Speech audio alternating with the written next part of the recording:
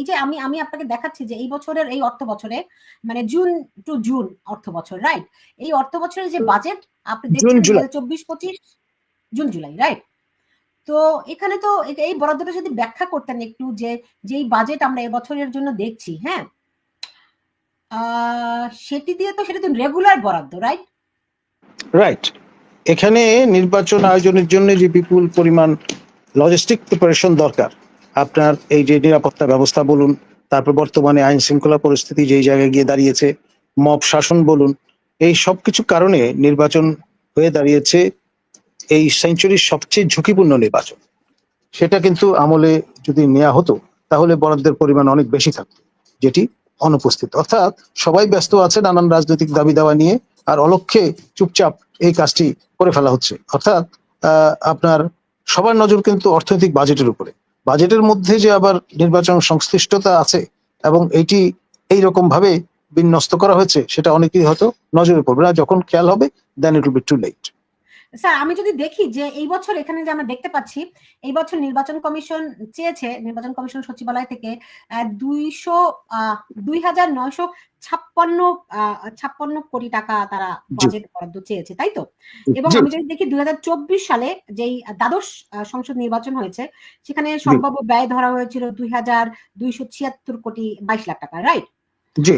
এবং এর মধ্যে আইন শৃঙ্খলা রক্ষাকারী বাহিনীর চাহিদা অনুযায়ী সম্ভাব্য ব্যয় ধরা হয়েছিল 1,225,62,00,000 টাকা, রাইট? এবং নির্বাচন পরিচালনা খাতে সম্ভাব্য ব্যয় ধরা হয় 1,550 কোটি টাকা, 50,60,60,00,000 টাকা, রাইট? তো এইখানে ব্যবধানটি কোথায়? বড় ধরনের ব্যবধান কি দেখতে পাচ্ছেন? আপনি টোটাল যে বরাদ্দটা খেয়াল করে দেখেন, 4,190, তাই না? 2023-24 জি, মানে লাস্ট লাইনটা দেখেন। জি। আর সেখানে 2023-24 ছিল 4,190 কোটি টাকা, হ্যাঁ, 90 কোটি টাকা। আর এবছর সংশোধন করে কি রাখা হলো? 1,142 কোটি টাকা। 42 কোটি টাকা। তার মানে খেয়াল করে দেখেন, যদি নির্বাচন আয়োজন করার চিন্তা মাথায় থাকতো, তাহলে অন্তত গতবারের চেয়ে আরো বেশি পরিমাণে টাকা বরাদ্দ রাখতে হতো না। যে 1,142 কোটি টাকা, এটি হচ্ছে 24-25-এর। আর 25-26 অর্থ বছর ধরতে হবে তো, 25-26-এ ধরা হয়েছে 2,956 কোটি টাকা। জি জি, মানে গত অর্থ বছরের তুলনায় অর্ধেক ধরা হয়েছে, রাইট। তার মানে নির্বাচন হয়েছে কিন্তু। তার মানে আপনি কি করতে চাচ্ছেন? পাইলটিং এর নামে স্থানীয় সরকার নির্বাচন করতে চাচ্ছেন, অথবা গণভোট করতে চাচ্ছেন। জাতীয় সংসদ নির্বাচন করার চিন্তা থাকলে এই পরিমাণ টাকা বরাদ্দ হতে না থাকে। এখন যেই বছর নির্বাচনের বছর, ডেফিনেটলি পরিমাণ আর অনেক বেশি হবে, এটাই স্বাভাবিক। আর যেখানে আমাদের প্রফেসর ডক্টর মোহাম্মদ ইউনূস দাবি করছেন যে তিনি স্মরণকালে সেনা নির্বাচন উপহার দিতে চান, তাহলে যদি নর্মালি যে পরিমাণ টাকা বরাদ্দ থাকে তার থেকে 3 গুণ বা 5 গুণ বেশি থাকবার কথা, তাই না? কিন্তু সেটি কিন্তু আমাদের চোখে পড়ছে না, অন্তত এই অর্থ বছরে। এখন জুন জুলাই অর্থ বছরের সময়সীমা, আর উনি যে মাপ সীমারেখা বেঁধে দিয়েছেন সেটি হচ্ছে জুন 2026। অর্থাৎ এই অর্থ বছরে যে পরিমাণ বরাদ্দ আছে তা থেকে পরিষ্কার যে আসলে নির্বাচন করবার চিন্তা মাথায় যদি থাকতো, তাহলে ডেফিনেটলি বরাদ্দটা পরিষ্কার বহুগুণ বেশি পরিমাণে এখানে চিহ্নিত থাকতো। সেটা নেই।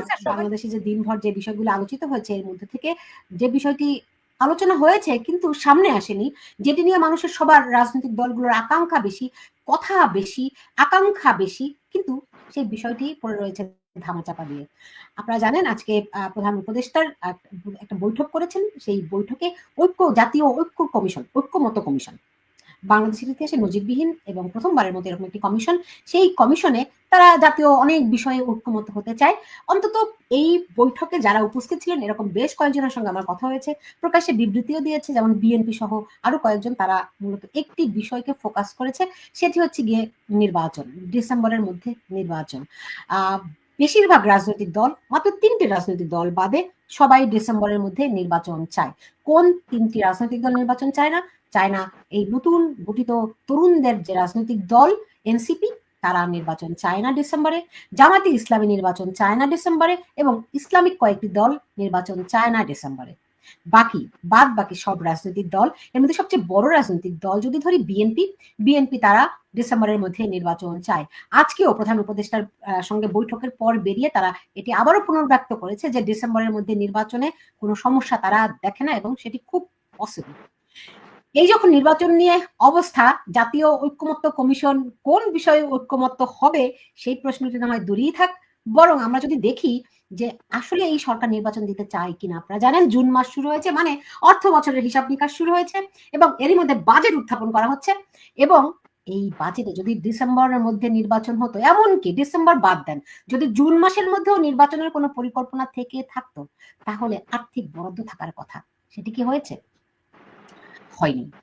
হয়নি যে সেই বিষয়টি নিয়ে আমরা আসলে কথা বলবো। এবং আমার সঙ্গে অতিথি হিসেবে রয়েছেন ঢাকা বিশ্ববিদ্যালয়ের অধ্যাপক ডক্টর নাজমুল হাসান কলিমুল্লাহ। ডক্টর নাজমুল হাসান কলিমুল্লাহ, আপনাকে স্বাগত জানাচ্ছি। মোটামুটি একটা সারসংক্ষেপ আমি বলে দিলাম যে বাজেট উত্থাপিত হচ্ছে, সেই বাজেটে পর্যাপ্ত পরিমাণ একটা নির্বাচন আয়োজনের জন্য যে বরাদ্দ থাকে নির্বাচন কমিশনের জন্য, সেই রকম কোনো বরাদ্দ নেই। বরাদ্দ অবশ্যই নির্বাচন কমিশনের জন্য রয়েছে, যেটি গতানুগতিক প্রত্যেক বছর থাকে তেমনটি, কিন্তু একটা জাতীয় নির্বাচনের জন্য বাজেটের হিসাব নিকাশে ডিফারেন্ট থাকে। আমরা সবাই জানি, আমি নিজে দীর্ঘদিন নির্বাচন কমিশন বিট কভার করেছি, ফলে সেই বাজেটের যে বরাদ্দ তাতে আমরা তেমন কোনো নির্বাচন অনুষ্ঠানের কোনো আয়োজন, কোনো উপলক্ষ, কোনো কিছুই দেখছি না, আলামত দেখছি না। বিশেষ করে বাজেট ছাড়া তো আর নির্বাচন হবে না। সো আপনি যদি এই বিষয়টি বলতেন যে নির্বাচন আসলে হওয়ার চান্স নাই। দেখুন, আমি অনেকদিন ধরেই বলে আসছি যে এই সরকারের অধীনে নির্বাচন আয়োজনের কোনো উদ্যোগ দেখছি না। সেজন্যই আমি বলেছি নির্বাচন হয়ে দাঁড়িয়েছে অলমোস্ট লাইক চেজিং দ্য চিমেরা, অর্থাৎ মরীচিকার পেছনে ছোটার সামিল, যেটা যত কাছে যাবেন তত দূরে সরে যাবে। এখন আপনার দীর্ঘদিন ধরে আমরা নির্বাচন কমিশনকে শক্তিশালী করবার নিমিত্তে সিভিল সোসাইটির পক্ষ থেকে আন্দোলন করে এসেছি, অ্যাডভোকেসি লবিং এর কাজ করেছি এবং বলেছি প্রধানমন্ত্রীর সচিবালয়, যা কিনা বর্তমানে প্রধান উপদেষ্টার সচিবালয়, তার থেকে ইন্ডিপেন্ডেন্ট করে ফেলতে হবে।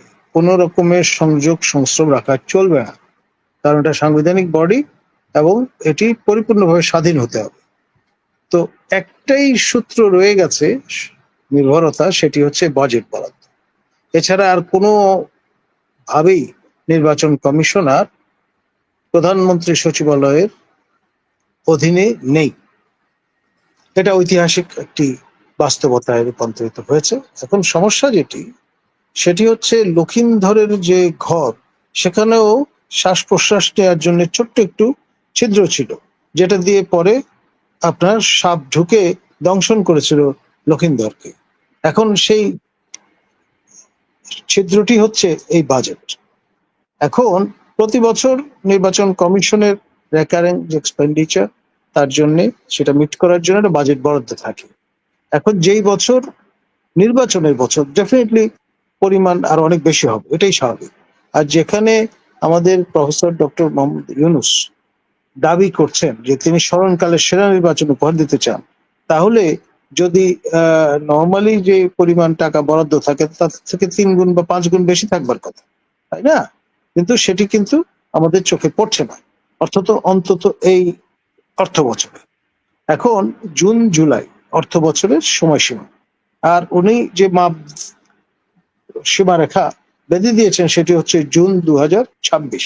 অর্থাৎ এই অর্থ বছরে যে পরিমাণ বরাদ্দ আছে তা থেকে পরিষ্কার যে আসলে নির্বাচন করবার চিন্তা মাথায় যদি থাকতো, তাহলে ডেফিনেটলি বরাদ্দটা পরিষ্কার বহুগুণ বেশি পরিমাণে এখানে চিহ্নিত থাকতো, সেটা নেই। সবাই যে আজকে যে ঐক্যমত্য কমিশনের সবাই যে নির্বাচনের দাবিটি করলো, আমি একটু বক্তব্যটি শুনে আসি। দেখেন, সবাই বলেছে যে তারা নির্বাচন, বাকি দলই কিন্তু নির্বাচনের জন্য দ্রুত একটা রোড ম্যাপ চেয়েছে এবং নির্বাচনটা যে ডিসেম্বরের মধ্যে হওয়া প্রয়োজন সেই বিষয়ে বক্তব্য। জাতীয় ঐক্যমত্য কমিশনের সভাপতি তার আমন্ত্রণে প্রায় 30টি রাজনৈতিক দল ও জোট আজকের এই সভায় অংশগ্রহণ করেছে।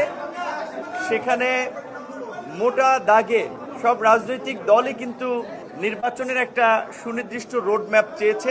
আমরা আমাদের দলের পক্ষ পক্ষ থেকে আমরা পরিষ্কারভাবেই বলেছি যে সংস্কার নিয়ে আগামীকাল আরেকটি মিটিং রয়েছে 11টা এখানে। কার্যত আমরা মনে করি যে সংস্কারের বিষয়ে ইতিমধ্যেই একটা ঐক্যমত্য তৈরি হয়েছে, আর মিটিং এর প্রয়োজন হচ্ছে না, এখন বাস্তবায়ন করার আসলে পালা। মানে মোট কথা সবাই নির্বাচন চেয়েছে। এখন আমরা দেখেছি যে এই যে মানে ক্যাচটা ধরতে পেরেছেন? জি। তো রাজনৈতিক দলগুলো এই বিষয়টি দেখেনি, যখন দেখবে তখন ওই যে চিল কান নিয়ে গেছে, পেছনে দৌড়াচ্ছে এখন নানান বিষয়।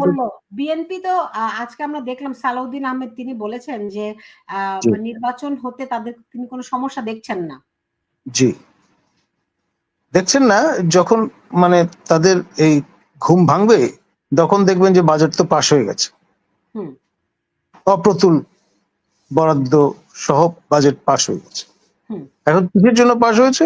ওই যে হয় স্থানীয় সরকারের নির্বাচন অথবা আপনার গণভোট। ওকে, বুঝতে পেরেছি। ফলে আসলে সংসদ নির্বাচনের কোনো পরিকল্পনা এই সরকারের কাছে নেই, সম্ভবত নেই। পরবর্তীতে কি মানে বাজেট বরাদ্দ করতে পারে, কোনোভাবে সংযুক্ত দিতে পারে? যেটা বলবেন এটা সাফাই হাজির তো অবশ্যই করবেন, চাপে পড়লে তখন বলবেন যে ইউএনডিপি টাকা দেবে, এই কথা বলবেন। লাগে টাকা দিবে গৌরী সেন, বিষয়টা হচ্ছে ওই রীতি আর কি, লাগে টাকা দিবে গৌরী সেন। বুঝতে পেরেছি, কিন্তু পরিকল্পনা নেই। এখন আজকে আরেকটি বড় খবর আমরা যেটা দেখতে পেলাম যে 3 বাহিনী প্রধান নাকি বিদেশে গেছে, এরকম একটি কথা খুব মার্কেটে সব জায়গায় খুব খবর রটেছে। হ্যাঁ, তো তারা তো জাননি বোধহয় নাকি? তারা যদি যেতেন, বিমানের যে ফ্লাইটটি ছিল সকালবেলা সেটি তারা অ্যাভেল করতেন, টিকিটও কাটা ছিল। এই 3 পরিবারের কোনো সদস্যই শেষ অবধি টার্ন আপ করেননি এয়ারপোর্টে আমার জানা মতো। পরবর্তী যে ফ্লাইটটা ছিল বিকেলবেলা সৌদি এয়ারলাইন্সের, সেটা ছিল শেষ সুযোগ, সেটাও তারা কেউ অ্যাভেল করেননি। হজ তো একটা রিচুয়াল, তার কতগুলো পর্ব আছে, আপনি মাঝখানে গিয়ে হাজির হলে চলবে না, আপনাকে শুরু থেকে সঠিক নিয়মে এই প্রসেসটা ফলো করতে হবে। এবং আজ মানে গতকাল দিনের বেলা শেষ ফ্লাইটটা যদি ধরতেন তাহলে সেটা অ্যাভেল করা যেত। আগামীকাল সকালে যদি যান হবে না, বেড়ানো হবে, হজ হবে না। বুঝতে পেরেছি। আগামীকাল সকালে তাদের কোনো টিকিট কাটা আছে নাকি? থাকার কোনো সুযোগ নাই, কারণ হজ তো শুরু হয়ে যাচ্ছে। এখন এখানে আমি দেখতে পাচ্ছি জিয়াউল হক ঠিক এই বিষয়টা নিয়ে উদ্বেগ প্রকাশ করেছেন। তিনি বলছেন যে 3 বাহিনীর প্রধান দেশের বাইরে হজ করতে গেছেন, তাদের শূন্যতা দেশ কতটুকু নিরাপদ? সবাই এই কথাটি শুনে সবাই নিশ্চয়ই উদ্বেগের মধ্যেই রয়েছে।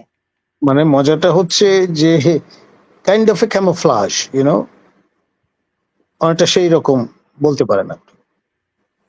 জি, এখন স্যার এই যে নির্বাচন উপলক্ষে বাজেটে যে কোনো বরাদ্দ দেয়া হলো না, আপনি বলছেন একটা গণভোট করতে পারে, পর্যাপ্ত বরাদ্দ যেটাকে বলে দেয়া হলো না, কারণ এইবারে নির্বাচনে খরচ বেশি হবে। আপনি খেয়াল করে দেখেন 73 থেকে পর্যন্ত ক্রমাগত ভাবে কিন্তু প্রতি বছর নির্বাচনের খরচ বাড়ছে, আর সেটা ইলেকশন ইয়ারে আরো বেশি। আর এখন আইন শৃঙ্খলা পরিস্থিতিতে জেনারেল নর্ম যেটা, সেটা হচ্ছে মবটা হচ্ছে পপুলার কালচার, এবং এটা ব্যাপক বেশি পরিমাণে হবে নির্বাচন যত ঘনিয়ে আসবে তত। তো ফলে আপনি চিন্তা করে দেখেন আইন শৃঙ্খলা রক্ষার পেছনেই তো প্রচুর টাকা খরচ হয়ে যাবে। অথবা যেটা করতে হবে, আন্তর্জাতিক শান্তিরক্ষী বাহিনী নিয়ে আসতে হবে, এনে তারপরে নির্বাচন আয়োজন করতে হবে, এবং সেটার জন্য যথেষ্ট কাঠখড় পোড়াতে হবে। আমাদের এই প্রতিবেশী রাষ্ট্র ক্যাম্বোডিয়াতে জাতিসংঘের তত্ত্বাবধানে নির্বাচন আয়োজন হয়েছিল, সেটা ছিল একটা কনফ্লিক্ট জোন। এখন সেই জন্য আবার কনফ্লিক্টের প্রয়োজন হবে, অর্থাৎ আপনার এই রাখাইনের সঙ্গে যে যুদ্ধটা, তার সঙ্গে ভালোভাবে যুক্ত হয়ে যেতে হবে আমাদের, হলেই তখন জাস্টিফিকেশন তৈরি হবে জাতিসংঘ বাহিনীর বাংলাদেশে আসবার। একটার সঙ্গে আরেকটা যুক্ত। অ্যাপারেন্টলি মনে হবে যে কি পাগলামো কথাবার্তা বলছে। এর আগের শোতে আমি বলেছিলাম যে এইটা হলে বিমান হামলা পর্যন্ত করাতে পারে, সে কি বিমান হামলার রেফারেন্স দিয়ে দেখলাম আপনার সোশ্যাল মিডিয়ামে প্রচুর হইচই হচ্ছে যে কলিমুল্লাহর মাথা খারাপ হয়ে গেছে, সে বিমান হামলা কামনা করছে ইত্যাদি। আমরা তো এটা বিশ্লেষণ হাজির করি, তাই না? জি। আবহাওয়া বিজ্ঞানের মতো এইটি হলে ওইটি হবে, এইরকম পরিমাণ মেঘ ঘনীভূত হলে বৃষ্টি হবে, নাহলে হবে না। বিষয়টা এরকম। জি। এখন এদিকে যদি জুলাই সনদ চাচ্ছে তারা, রাইট? তো আজকেও নাহিদ বলেছে যে জুলাই সনদ না হলে নির্বাচন হবে না। তো যদি জুলাই সনদ হয় তাহলে তো বাংলাদেশ রাষ্ট্রই থাকছে না, সংবিধান থাকছে না, সেনাবাহিনী বা কি করবে? তারাও তো থাকছে না। রাষ্ট্র না থাকলে সেনাবাহিনী বা কোথা থেকে থাকবে, নাকি? ডেফিনেটলি রাষ্ট্রর পক্ষ থেকেই তো তাদের হাতে মাসের শেষে বেতনের চেক আসে। এখন বেতন না পেলে তারা কাজ করবেন কেন? তো এখন মানে তারা জুলাই সনদ ঘোষণা করবে, এটা মোটামুটি তারা কিন্তু মোটামুটি নিশ্চিত করে দিয়েছে। আজকে যে তো বৈঠক হলো সেখানে। তো তাহলে বিষয়টি কি দাঁড়াচ্ছে, যদি জুলাই ঘোষণা হয় তাহলে তো আর কোনো কিছুই বাংলাদেশ রাষ্ট্রের অস্তিত্বই আর থাকছে না। এখন একটা কাজ আমাদের স্টিয়ারিং হুইল যিনি ধরে আছেন, আমাদের জাতীয় মুরব্বী প্রফেসর ডক্টর ইউনূস, তিনি ইতিমধ্যে একক প্রচেষ্টা যে কাজটি করে দিয়েছেন সেটি হচ্ছে রিসেট বাটনে প্রেস করে দিয়েছেন। অর্থাৎ অতীত ইতিহাস সব মুছে গেছে, কিন্তু সেগুলোর কোনো রেলেভেন্স নাই এখন। সেই রেলেভেন্স যদি না থাকে তাহলে স্বাধীনতা থেকে শুরু করে অনেক কিছুরই তার রেলেভেন্স নাই। সেখানে 16ই ডিসেম্বরও নাই, 26শে মার্চও নাই, আপনার প্রথম আপনার প্রবাসী সরকারও নাই 17ই এপ্রিলের, আবার আপনার ডিক্লারেশন অফ ইন্ডিপেন্ডেন্স তাও নাই। মানে বাংলাদেশের ইতিহাস শুরু হচ্ছে 5 অগস্ট থেকে 2024, আগে সবকিছু মুছে গেছে। না, জুলাই ঘোষণায় কি কি থাকছে সেগুলি তো তারা এখনো বলেনি। তাহলে ডিসক্লেইমার আছে, এটাকে ডিসক্লেইমার বলে। নির্দিষ্ট সময়ের আগে, ওই 30 কর্মদিবসের আগে তারা এই ডিসক্লেইমার যেহেতু দেয়া আছে, কেউ কিছু প্রকাশ করতে বাধ্য নন। তো এর মধ্যে আমরা তো সংবিধান কমিশনের প্রস্তাবও দেখেছি। এখন জুলাই কমিশন আসলে তাদের তাদের অন্তর্নিহিত উদ্দেশ্যটা কি? রাষ্ট্রের খোল নইচে পাল্টে দেয়া, রাষ্ট্রের চারিত্রে পরিবর্তন নিয়ে আসা। তারা সামনেই আগাতে চান, ভবিষ্যতে বাস করতে চান, অতীতে নয়। তো সেই ক্ষেত্রে তো এই যে আজকে যে রাজনৈতিক দলগুলো নির্বাচন নিয়ে অনেক কথাবার্তা বলে আসলো, তো এগুলোর কি প্রয়োজনীয়তা থাকবে? আর এগুলো রুটিন রিচুয়াল, বক্সে টিক চিহ্ন দিতে হয়। এটি গবেষণা কার্যক্রম হাতে নিলে পরে তারই অংশ। এটা ইভ্যালুয়েশন রিপোর্টের মতো আর কি, Inception report, mid term report, final report, ওই প্রক্রিয়ার মধ্যে চলছে আর কি। না, আমি শুনলাম যে যারা এখানে আলোচনায় গিয়েছিল তাদের অনেকেই আবার এরকম নাকি বিভিন্ন প্রশ্নপত্রে টিক চিহ্ন দিতে হয়েছে, মাল্টিপল কোয়েশ্চেনের মতো। হ্যাঁ, তো মূল পরিকল্পনাটা যদি হয় বাংলাদেশ রাষ্ট্রের খোল নলচে বদলে দেয়া, একটা নতুন রাষ্ট্র ঘোষণা করা, এটা তো একটা রাষ্ট্রের তো জন্ম দুইবার হয় না। দেখুন, আমাদের ইতিহাস তো বিচিত্র। আপনি খেয়াল করে দেখেন, শিবনারায়ণ যেই পতাকা অঙ্কন করে দিলেন আমাদের, সেটিতে মাঝখানে প্রথমে আমাদের রাজনৈতিক যে মানচিত্র দেশের তা ছিল হলুদ রঙের। এখন কি সেটা আছে? নেই। তো সেরকম ওইটা যদি আমরা মেনে নিতে পারি তাহলে বাকিটা মানবো না কেন? আপনার তোয়াব সাহেব যখন বিমান বাহিনী প্রধান ছিলেন সেই জিয়াউর রহমানের সেই আমলে, তখন রেস কোর্সের ময়দানে, বর্তমানে সরদ্দি উদ্যান, সেখানে জনসভা থেকে স্লোগান উত্থিত হয়েছিল, তোয়াব ভাই চান তারা পতাকা চাই। তো চান তারা পতাকা তো এখনো শোভা পাচ্ছে না মানচিত্রে। সেই মানচিত্রের রিপ্লেসমেন্ট হিসেবে আপনার যে এটি অবশিষ্ট আছে লাল সবুজের পতাকা সেখানটা। না, বুঝতে পেরেছি, কিন্তু রাজনৈতিক বিএনপি তো কখনোই এটার পক্ষে নয়, অন্যান্য অনেক বাম দলগুলো এটার পক্ষে নয়। তাহলে এবং সে কারণেই এনসিপি মনে করছে যে এটা অত্যাবশ্যক, কারণ তাদের সময় দরকার, পর্যাপ্ত সময় সুসংগঠিত হবার জন্য। আর সেটার ইঙ্গিতই জাপানে বসে আমাদের মাননীয় প্রধান উপদেষ্টা প্রদান করেছেন যে কেন তিনি জুনে নির্বাচন চান, কেন ডিসেম্বরে নয়। কারণ এনসিপি কে তো সময় দিতে হবে পুষ্ট হওয়ার জন্য, সুসংগঠিত হওয়ার জন্য। যদি গিয়ে দেখেন যে জুন মাসে যে পরিপূর্ণভাবে বিকশিত হয়নি, এখনো টডলার, হাঁটি হাঁটি পাপা, তাহলে প্রয়োজনে আরো বছরখানেক বাড়িয়ে নেবেন, প্রয়োজনে 2030 পর্যন্ত চলে যাবেন, অসুবিধা কি? এনসিপি বলে কথা। বাংলাদেশের মানুষ মানবে? ওয়েল, সেটা মানানোর দায়িত্ব তো ম্যাজিশিয়ান একজনই আছেন, প্রফেসর ডক্টর ইউনুস। ইউনুস ম্যাজিকের মাধ্যমে ম্যাসমারাইজড হবে সবাই। এই যে সবার মুখে মুখে এই অভিযোগগুলো বা এই কনসার্ন গুলো দেখতে পাচ্ছি। বাংলাদেশ যে কোনো সময় বিভক্ত হবে, এটা 100% সত্য। মানে এই যে বিষয়গুলো আসছে মানুষের মুখে মুখে, হ্যাঁ, এগুলা তো এগুলার এই জুলাই সনদ সেগুলার পিছনে ফুয়েল দিচ্ছে কি স্যার? দেখুন, আব্রাহাম লিঙ্কনের জামানায় মার্কিন যুক্তরাষ্ট্র দ্বিধাবিভক্ত হয়ে পড়েছিল এবং গৃহযুদ্ধ হয়েছিল সেই দেশে। দক্ষিণ পরাজিত হয়েছে, উত্তর জয়যুক্ত হয়েছে, এবং উত্তরের যে আপনার স্টেট ফিলসফি সেটাই শেষ পর্যন্ত প্রিভেইল করেছে। এখানেও সেরকম একটি অবস্থাই হবে।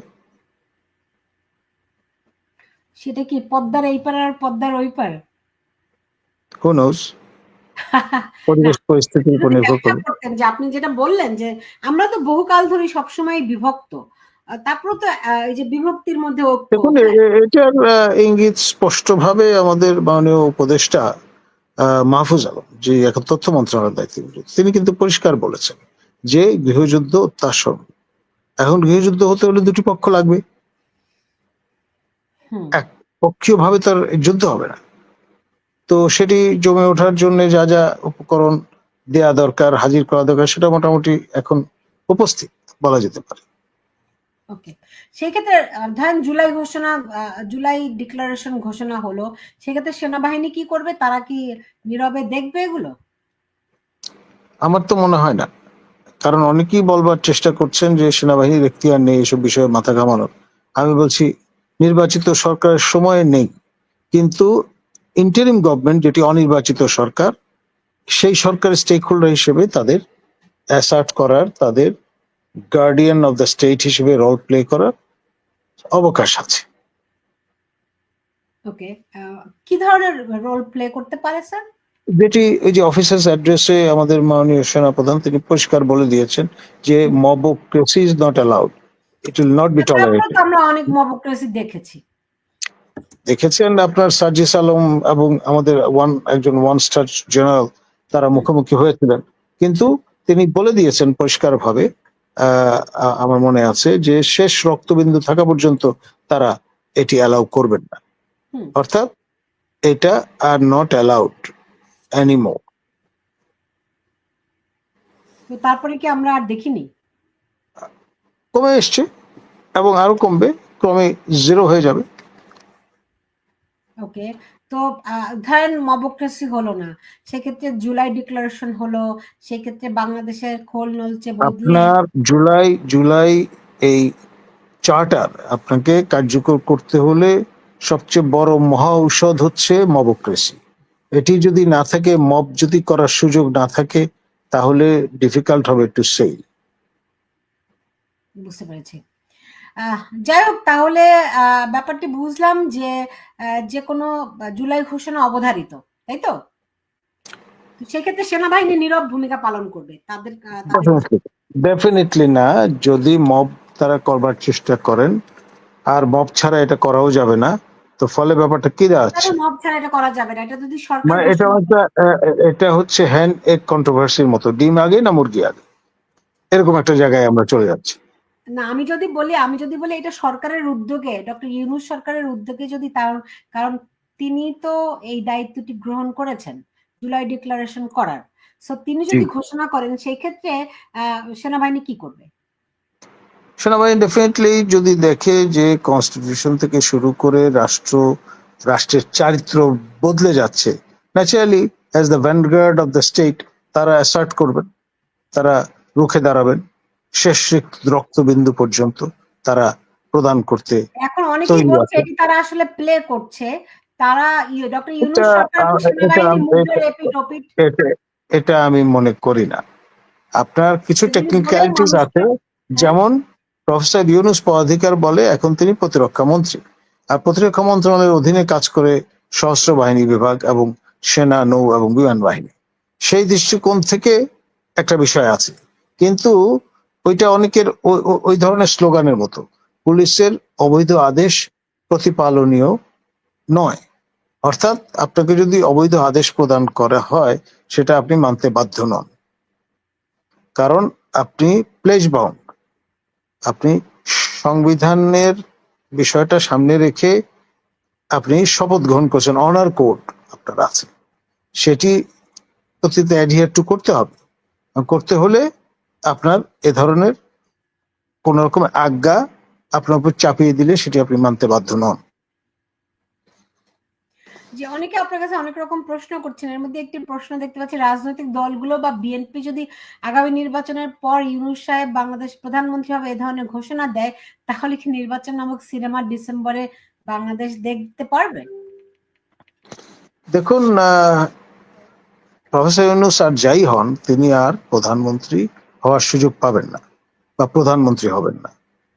একটি সম্ভাবনা আছে তাত্ত্বিক বিবেচনায়, আমাদের মহামান্য রাষ্ট্রপতি শাহাবুদ্দিন চুপ্পুর আপনার জুতো পরা, সেটি আপনার একেবারে উড়িয়ে দেওয়া যায় না, তবে সেটিও নিষ্কণ্টক হবে বলে আমি মনে করি না। যে আজকে যেমন এখানে একজন মন্তব্য করেছেন যে সারা বিশ্ব বাংলাদেশকে নিয়ে এখন কি ভাবছে। ডেফিনেটলি সবাই তাকিয়ে আছে আমাদের ভাগ্যে ললাটে কি বিধিলিপি লেখা আছে সেটি পড়বার জন্য।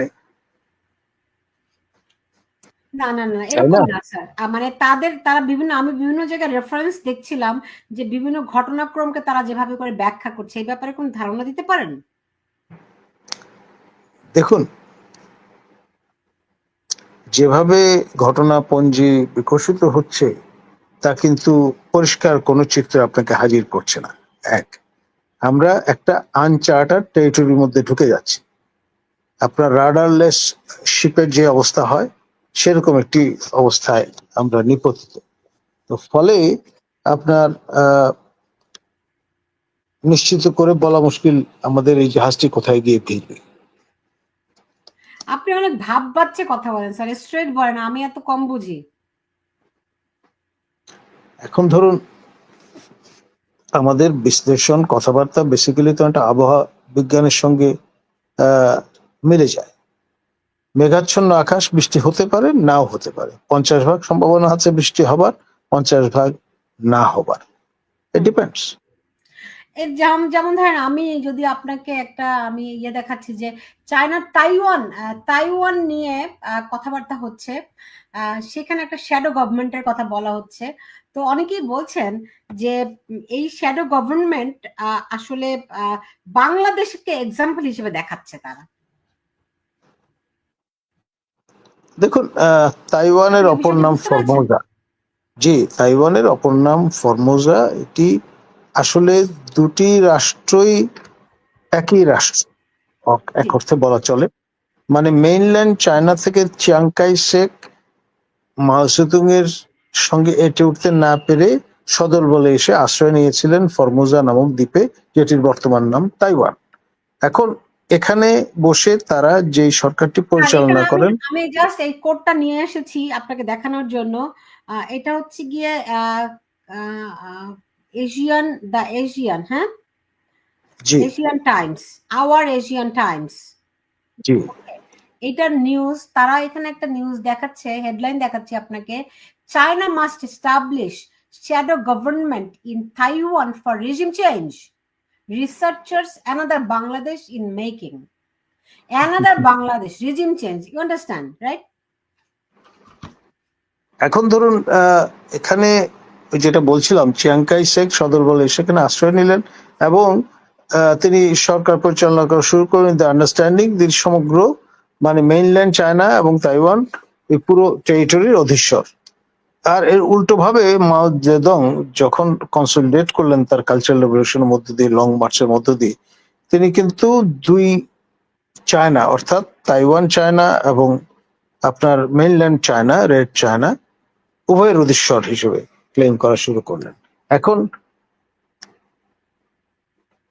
একটা পলিসি তারা পার্সু করেছেন উইথ রেফারেন্স টু হংকং এবং Macau, one state two system. সেটি তারা তাইওয়ানের ক্ষেত্রেও কাজে লাগানোর চিন্তা মাথায় নিয়ে অগ্রসর হচ্ছেন, কিন্তু তাইওয়ান তো স্বাধীনতা ঘোষণা করে বসে আছে এবং তারা মেইনল্যান্ডের সঙ্গে ফিরে যেতে চায় না। তো এখানে আপনার রেজিম চেঞ্জের জন্য একটা মাস অফিসার যদি তৈরি করা যায় বাংলাদেশের কায়দায়, এখানে যেটা কালার রেভলিউশন বলা হয়েছে, তাহলে হয়তো দেখা যাবে যে ওই যে ওয়ান কান্ট্রি টু সিস্টেম, সেই পলিসির ফ্রেমওয়ার্কের আন্ডারে তাইওয়ানকেও আপনার অঙ্গীভূত করতে পারে গণচীন, সে অর্থে বলা হচ্ছে। জি। এরকম একটা মানে এক্সাম্পল দিচ্ছে বাংলাদেশ কালার রেভলিউশনের যে এক্সাম্পল তৈরি করেছে সেটা বিশ্বের অন্যান্যরা আসলে ফলো করতে পারে কিনা, এরকম কথাবার্তা লিখিত হচ্ছে। তো বাংলাদেশের, আপনি যেহেতু বাংলাদেশে রয়েছেন, বাংলাদেশের যেই প্রাতিষ্ঠানিক যেই কাঠামোগুলো রয়েছে, যে সমস্ত ব্যক্তিবর্গ রয়েছে, চিন্তাশীল মানুষেরা রয়েছেন, তারা কি বলছেন? দেখুন, যারা চিন্তাশীল মানুষ তারা কিন্তু দেশ নিয়ে সত্যি উদ্বিগ্ন। আপনার যেভাবে একের পর এক অরাজকতা চলছে এবং কোনো নর্মের মধ্যে তা পড়ে না, এবং আমরা যে বাংলাদেশ দেখে অভ্যস্ত তার সঙ্গে বর্তমান বাংলাদেশ যোজন যোজন দূরে একটা দেশ বলেই প্রতিভাত হচ্ছে। যা কিছু অভাবিতপূর্ব সেই রকম কাণ্ড কারখানা এখানে চলছে, যা স্বাভাবিক নয়। জি, বুঝতে পেরেছি। দেখা যাক কি হয়। আরো অনেক এদিকে চায়নার সঙ্গে তো বিনিয়োগের কথাবার্তাও হচ্ছে, মানে অনেক রকম হিসাব নিকাশ। আপনার কি মনে হয় এগুলো সহসা বদলাতে পারে? সবই হাওয়াইকা মিঠাই, জি বাংলায় যেটাকে অশ্বডিম্ব বলা হয়। জি, বুঝতে পেরেছি। এনিওয়ে, ঠিক আছে তাহলে স্যার, থ্যাংক ইউ, আপনাকে অনেক ধন্যবাদ জানাচ্ছি আমার সঙ্গে আজকে যুক্ত হওয়ার জন্য। নিশ্চয়ই আমরা এদিকে নজর রাখবো এবং রাজনৈতিক দলগুলো যেভাবে করে নির্বাচনের জন্য উদ্বেগ জানাচ্ছে, আমি জানি না শেষ পর্যন্ত তাদের উদ্বেগ আমলে নেওয়া হবে কিনা, আর যদি নেওয়া না হয় তারা ঐক্যবদ্ধভাবে নির্বাচনের জন্য মাঠে নামবে কিনা, এই প্রশ্ন দেখতে হলে আসলে অপেক্ষাই করতে হবে। জনাব নাজমুল হাসান কলিমুল্লাহ, আপনাকে অনেক ধন্যবাদ আমার সঙ্গে যুক্ত হওয়ার জন্য। আপনাকেও শুভরাত্রি।